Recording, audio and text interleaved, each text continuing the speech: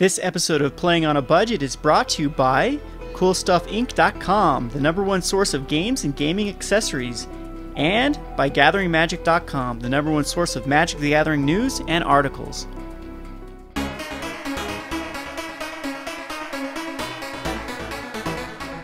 Hello viewers, this is a different voice as you can tell. I am subbing in for Kevin for this episode of Playing on a Budget. I'm Richard Castle. I run the video site for Gathering Magic, so I'm the producer of this show, and I'm just subbing in because he's busy setting up his new computer, so he'll be back soon, giving us all the awesome budget decks that he comes up with. So what I have here is a modern mono-green Devotion deck. As you know, Devotion is a fairly popular mechanic in Standard right now, and so why not give it a shot in Modern? There's mono black versions and even green versions. That's what we're playing. And the green version is fairly budget for Modern. This one is roughly around the $200 mark, and basically what it does is, as you see this card here, Shrine to Nyx, it runs Devotion kind of like Gaia's Cradle. And this deck is almost as similar as the Legacy Elves deck that runs Gaia's Cradle, because we run about 12 Elves. We got all these mana dorks here with 2 Llanowar Elves, Joraga Treespeaker, Elvish Mystic, Arbor Elf, and then we have 4 Utopia Sprawl enchantments that can only enchant forests, but it gives us an extra one, and it kind of helps make Arbor Elf that much better. So, with Shrine to Nyx, one of the best combos is Burning-Tree Emissary. So we run 4 of those, along with 2 Eternal Witness to get some cards back, as well as Fueling Devotion, 4 Harmonize to dig through our deck to get our combo pieces, and I'll explain the combo here after I just show everything. Obviously this guy's familiar to some of the older players. Primeval Titan run 4 of those to fetch our lands like Shrine to Nyx. And even this guy who's even older, Garruk Wildspeaker from Lorwyn, he untaps 2 target lands, so obviously we want to untap Shrine to Nyx to get even more mana. Now, our game winners are these cards here. We got Genesis Wave. With all this mana that we generate from Shrine to Nyx, we cast a Genesis Wave for usually 8 at least, so we can get a Craterhoof, which makes him big along with our mana dorks. And then we attack for the win, since it's a +X/+X and trample equal to your creature until end of turn, and he has haste. I also have a Regal Force as backup to draw more cards to get into our Craterhoof Behemoth, and then we also have a Banefire, which is uncounterable if you spend 5 or more on X.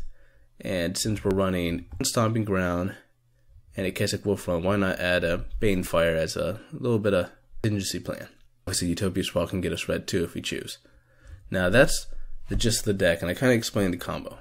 Combo is play mana dorks, maybe a couple of Burning-Tree Emissaries, draw into some more cards, Primeval if it's necessary, a bunch of mana with Shrine to Nyx, and then have at it with Genesis Wave into Craterhoof Behemoth.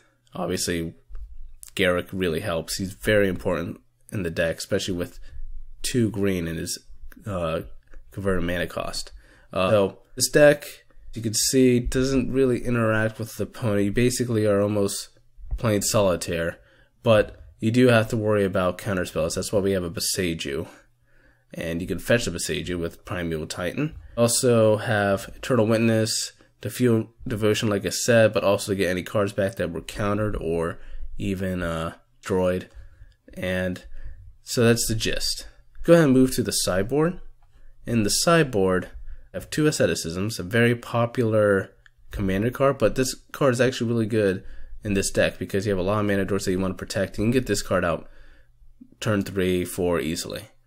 We run 1 Mana Reflection. This is something that I added in just to try it out, and it did work, I believe, in 1 match when I was playtesting.